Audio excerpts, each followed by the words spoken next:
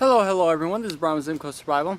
I went ahead and cut my hair today, and I'm going to do a video for you guys. It's going to be a series of videos on different types of traps, and what I'm going to try to do is kind of explain proper ways of using traps, show you guys a few different examples of traps, and kind of go through some of the myths that have to do with trapping that I see a lot. So today I'm going to do a very simple one for you. It's an oldie but a goodie. It is a simple figure 4 deadfall trap, and the benefit of a figure 4 deadfall or a traditional version is you don't need any outside components. All you need to do is have the sticks and the weight to actually kill the animal. So today I went ahead and I got myself a nice dead stick, and I'm going to be processing these pieces into the parts that I need in order to make the trap for you guys. So just because I'm going to be cutting off different size pieces here, I'm going to go ahead and jump to that, after I'm done with that, because it's, it's simple kind of stuff. You don't need to see me sitting there sawing off pieces of a stick. And then we'll show you, or I'll show you, how to actually put it all together. So hang on, I'll be right back. And welcome back. So basically, like I said, I went ahead and I cut my 3 sticks. What I have here are the supporting stick, the cross stick, basically the angular stick, and then my trigger stick. Trigger stick needs to be as thin as you can make it. Now, at this point what you're going to do is the hard part of making a figure 4, and that is figuring out where everything needs to balance so that you can make the proper cuts. In this particular instance, this is going to be my my supporting stick. So what I'm going to do is I'm going to take, and I have this nice knot right here that just so happens to sit very well on top of there, and it acts really secure, so that's one less cut I have to make. But normally what you do is you notch it in where you want these 2 sticks to sit, and just create a little notch so that it sits there firmly without coming apart. So there I have my Y, there the beginning of my trap. And what I need to do now is take this and set it and figure out where everything needs to be cut. So I think I want it to sit right about there. Actually, right about there. Alright, so that's what it should look like. So what I'm going to do now is I'm going to go ahead and notch this stick down here at the bottom before I forget where that's going to be. And the way I'm going to do this is I'm going to take my little surge here. I'm just going to take and create a little bit of an inset cut, because what you want to do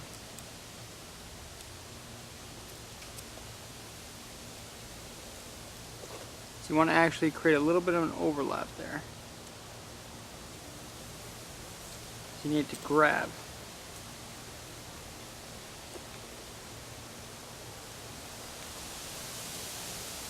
Hopefully you guys can see it. See how I kind of cut into the stick a little bit to kind of make a little hook up here?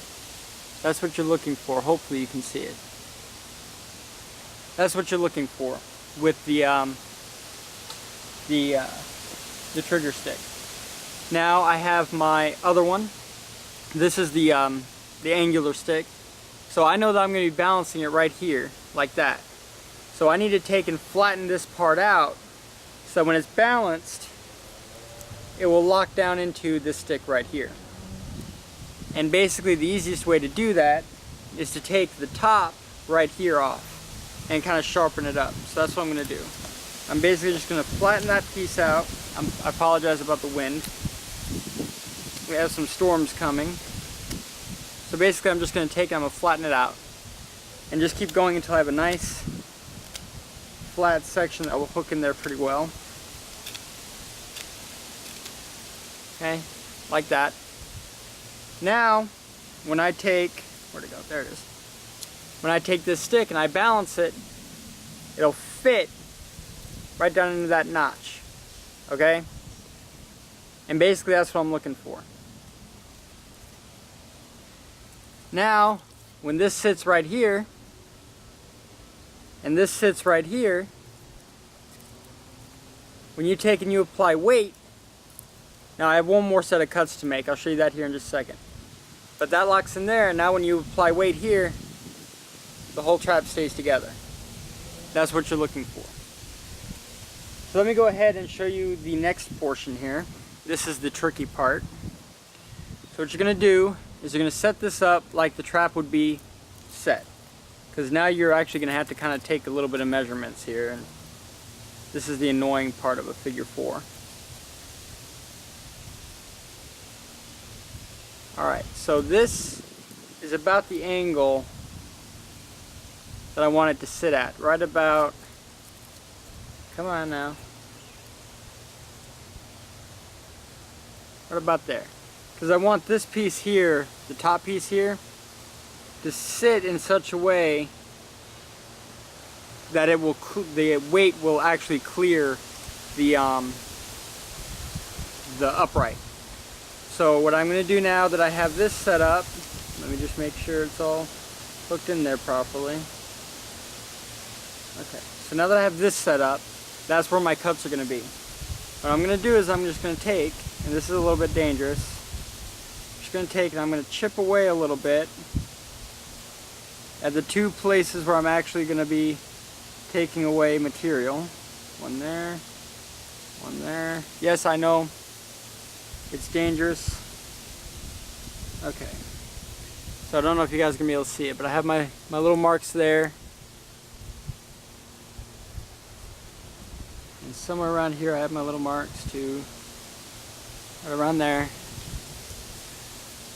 Let me just double check. Measure twice, cut once. We got that there. Doing it on the ground is a lot easier. Got that there. That is sit right about there. Okay.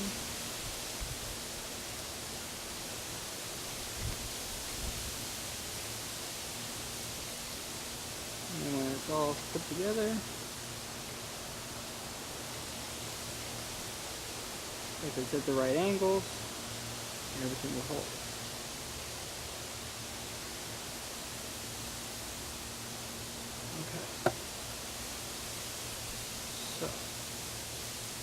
Now what I'm going to do is I'm going to take my saw here, and this is always the easiest way to do a square notch. Take the saw, score it just a little bit, and then score it just a little bit.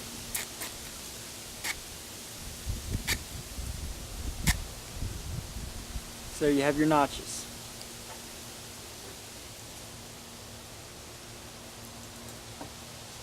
And what you're going to do is you're just going to kind of take, you want to take off as little material as you can.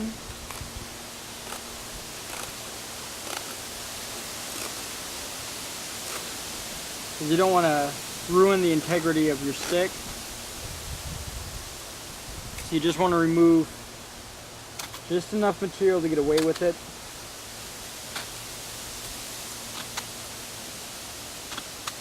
And make sure everything locks, but you don't want to remove enough material that the stick could break, because I am using a dead stick.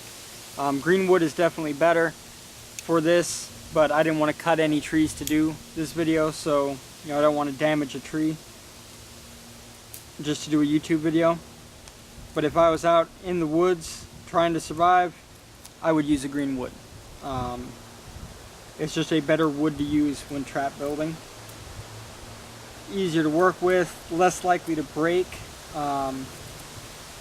which is a serious concern when doing a trap, because if the wood breaks on you when you try to put the weight on it, then you just wasted all that time.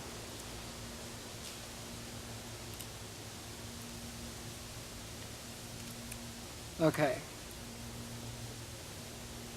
So basically all I'm doing here is I'm creating a squared portion of the stick that can lock into the squared portion I'm going to cut into the upright stick. So there you are, just a squared portion of the stick to create a sharp edge is what I'm looking for. And now I have my upright right here. I'm going to be doing the same thing here.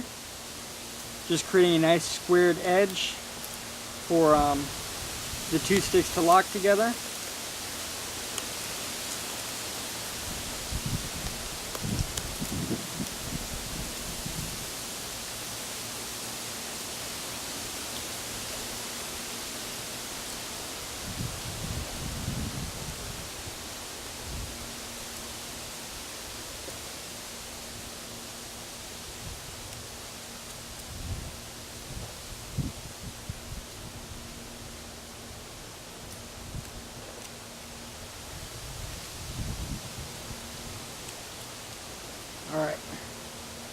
So now what I'm going to do is I'm going to test to see how well they lock. So basically you have your lock there and you have your lock there, and they're going to fit together like that. What's going to happen is, as the weight is pulling this, trying to pull this out to flip it, this is going to lock it in place. And that's what's actually going to create your trigger. This right here is your trigger. The rest of it just supports the weight. So when you're done, you should have a trap that, once put together, is self-supporting. So what I like to do is I like to set it down on the ground and test it and see if I need to make any additional changes. Like, it seems like my trigger section here isn't quite sharp enough. Looks like it has a little bit of give to it, so I'm going to go ahead and reshape that a little bit. It's just a lot safer to do these kinds of adjustments before adding the weight to it than it is to try and do these adjustments after you've added the weight, because at that point, if everything comes crashing down, you can end up hurting yourself. And the whole point of a trap is to gain food without risking damage to yourself. To basically be able to hunt and collect food while doing other things, but also be able to gather your resources without risking bodily injury. So let me go ahead and check it out. Alright, so we've got a little more squaring to do right here.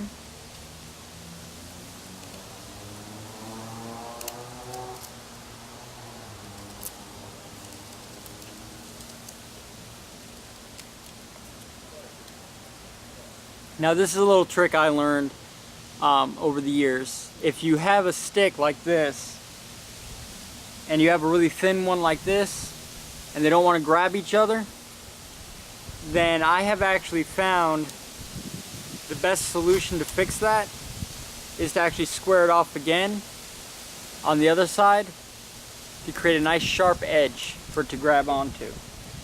Sometimes it works, sometimes it doesn't. But hopefully it'll work this time. So we've got that there, we've got that there. Let me go ahead and take a little bit more off right here. Just a little bit more off. Okay. I'm thinking I'm about there.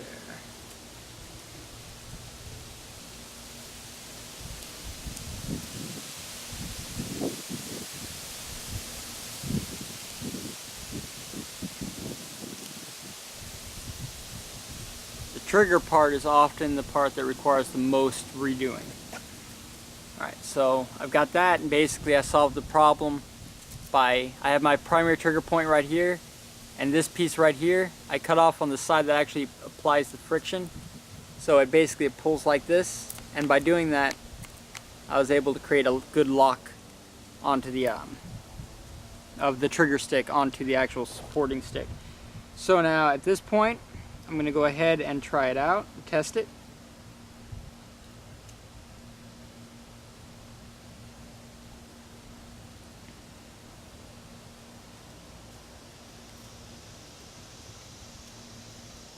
See how we go.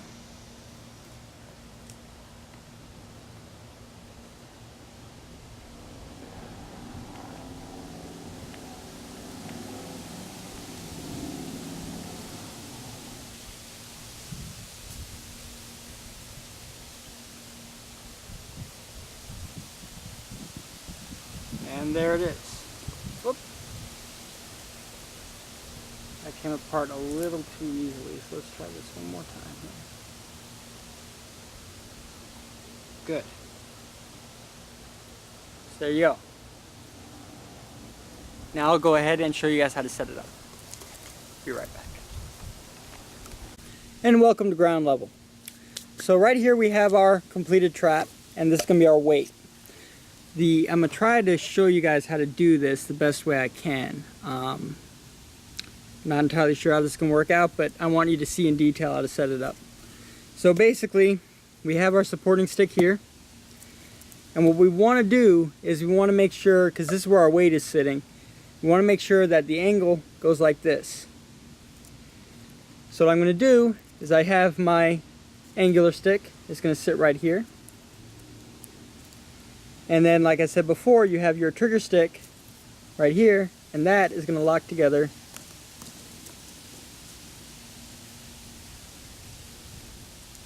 just like this. But first, I have to actually get this into the ground a little bit.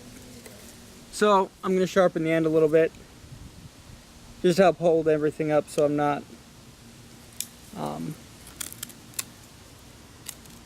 trying to balance everything myself.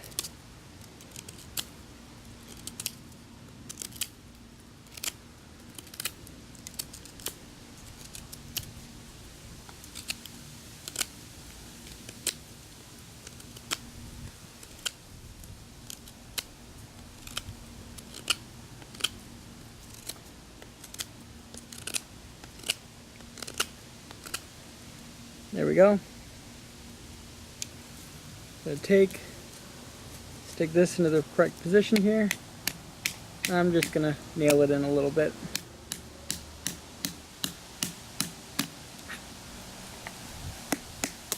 Nope, that's not gonna work.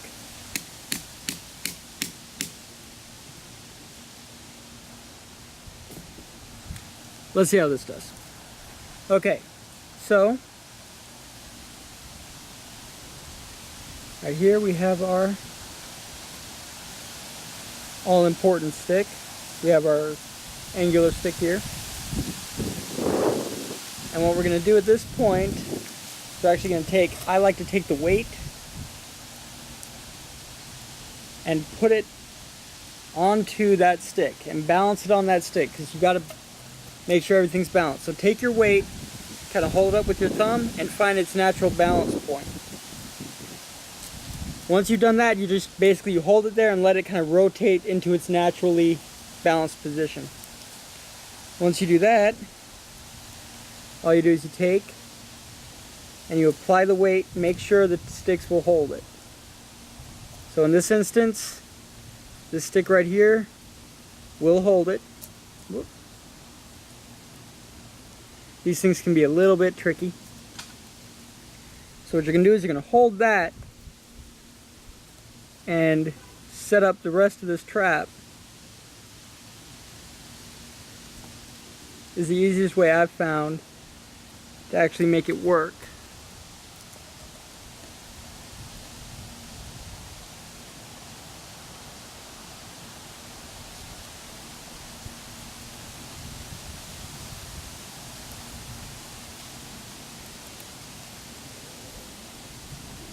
Now you have to find the trap's natural balance point. Just move the weight a little bit at a time until it's not twisting your trap. And there you go. And it fell apart. Let's try that again. Okay. Without destroying my camera. These things can be a little bit touchy. Alright, so we got that there. We got that right there. Behave yourself. Okay. We got that there. And that there.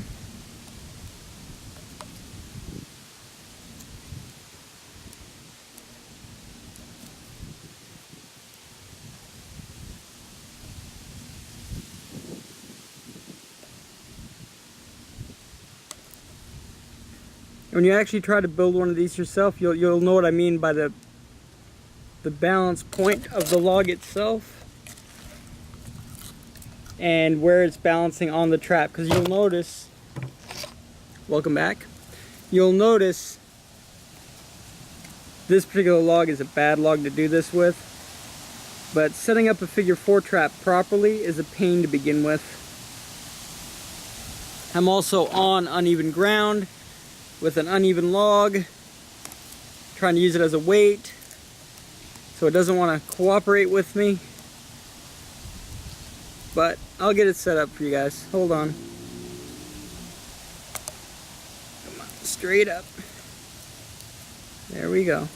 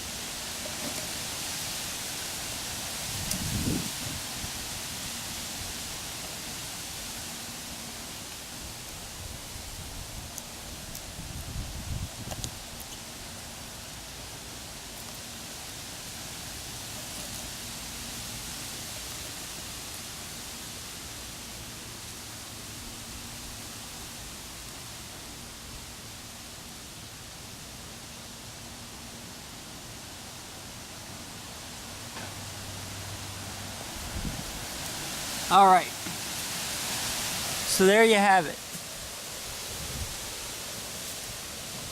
Now basically when you set it up, you notice how the balance point is away from this piece here? How you have a distance? You don't want the top of this to land on top of that, or it won't work. So basically we have everything set up.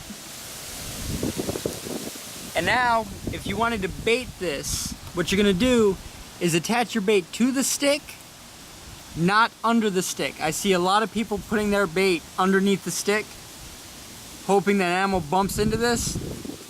Sometimes they do, sometimes they don't. Best thing you can do is actually attach it to the stick somehow. For example, if you have acorns, crush up the acorns, turn it into a paste, stick it on the stick. That's the best way to bait these things. You don't want to put your bait directly underneath it, hoping the animal will bump into the stick. But basically, let me go ahead and move the camera away here for you. So that's basically how it's gonna look, right here, when it's all done. Your bait should be on the end of the stick here, not underneath it. And when you go to trigger it, the animal comes in, and it triggers. Not the best trap, but it works. Now, keep in mind, this was a bad one because I had all these little points on here, these outcroppings. So when it wanted to balance, its natural balance point, you can see I was twisting in my hands, was like this. So when it fell, it had a tendency to roll. I prefer using basically a log without any knots in it, but I didn't have access to it. That's pretty much all I had right here. But that's how you make one. I prefer Paiute deadfalls over figure fours, although figure fours are a valuable resource if you don't have many resources to use. Basically, any stick can become a trap. So let's go back to the chair. I'll talk to you guys for a minute, and we'll finish this up. Hold on. All right, so there you go.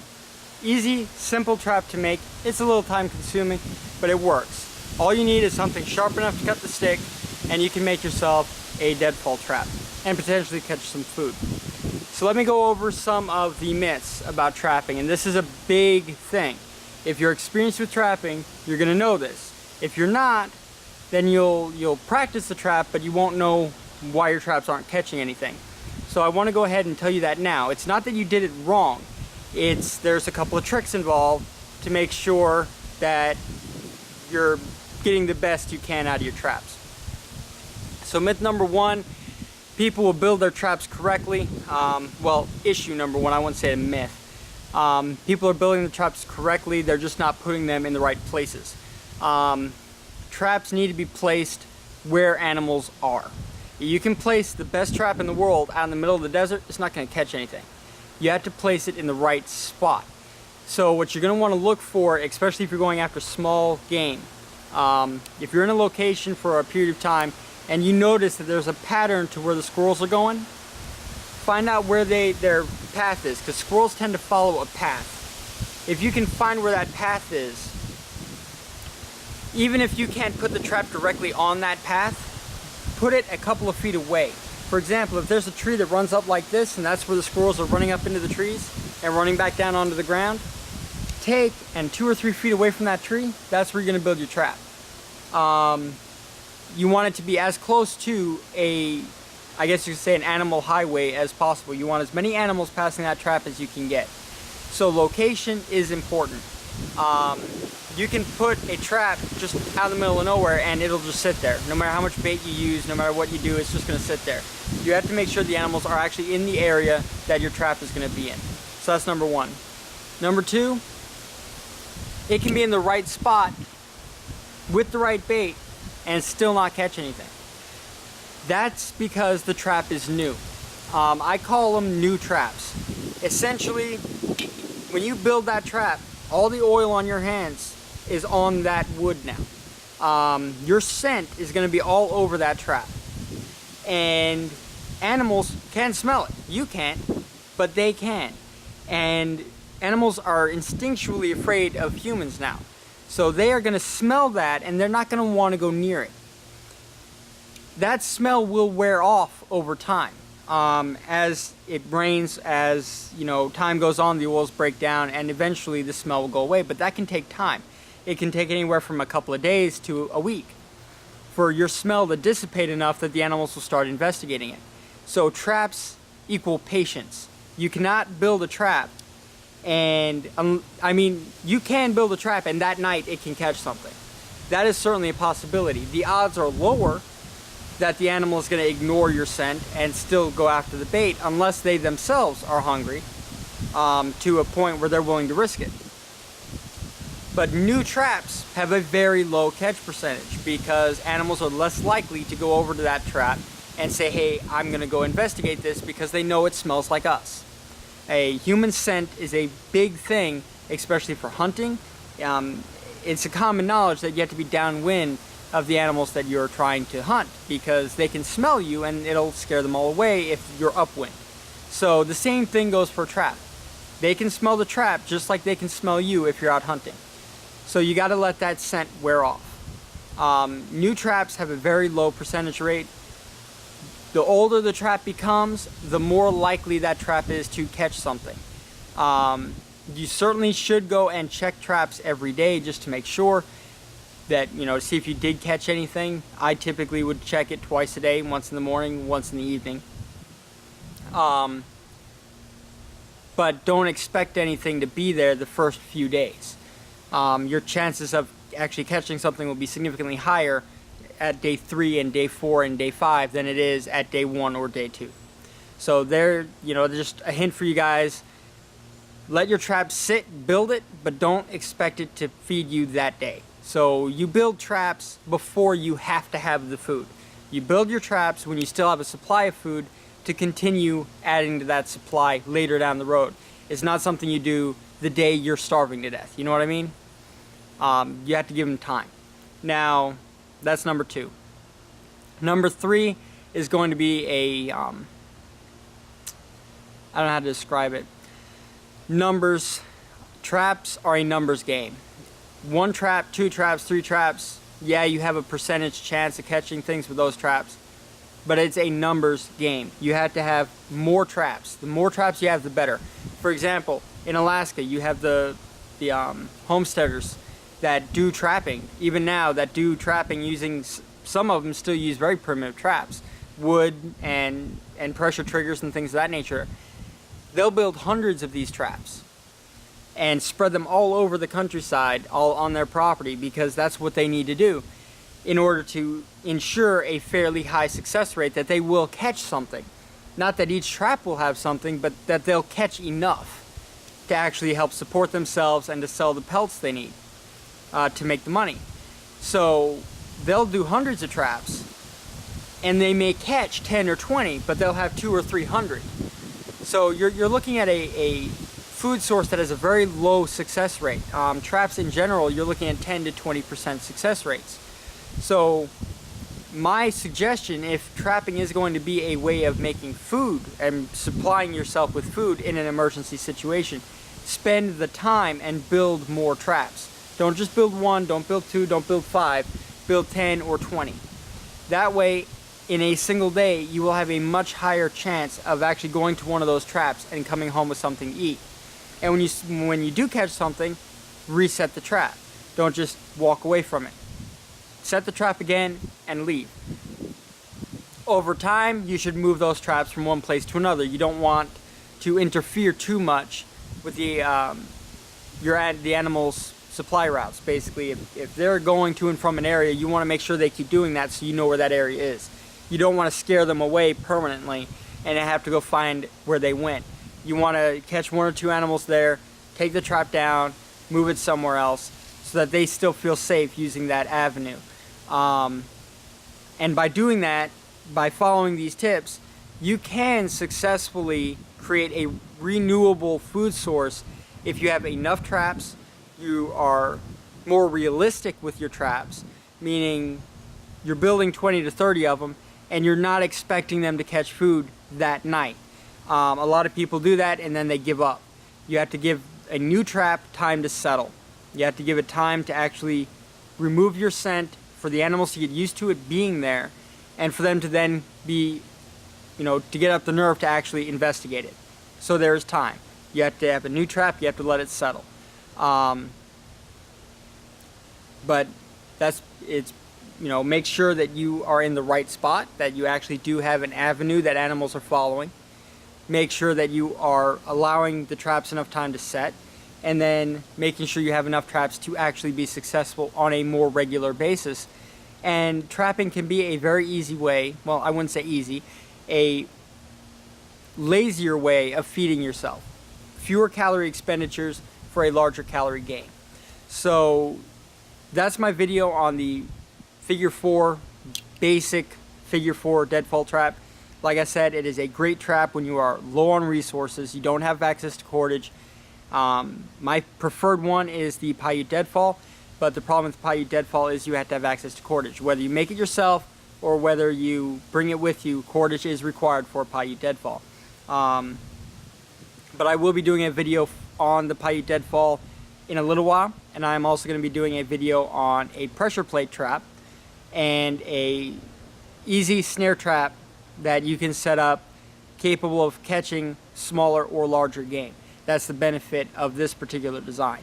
You aren't as limited by the size of the animal that you're actually hunting, where deadfall traps, you are very limited by what size animal you're going to be catching based on the weight, the size of the trap.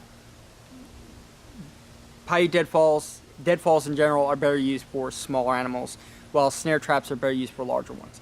So hopefully I'll show you guys 2 good snare traps and 2 good deadfall traps, and you guys will be able to actually experiment for yourself. Don't just watch my video, make sure you go out and practice them yourself. Trap making is something that takes a lot of experience, a lot of practice. Watch the video, get the basics down, go out, experiment for yourself, find what works for you and what doesn't, and adjust your way of doing it accordingly. But there you go, that's my review, well, video guide, if you will. Thank you guys for watching, and as always, hit the like button and subscribe. Bye-bye.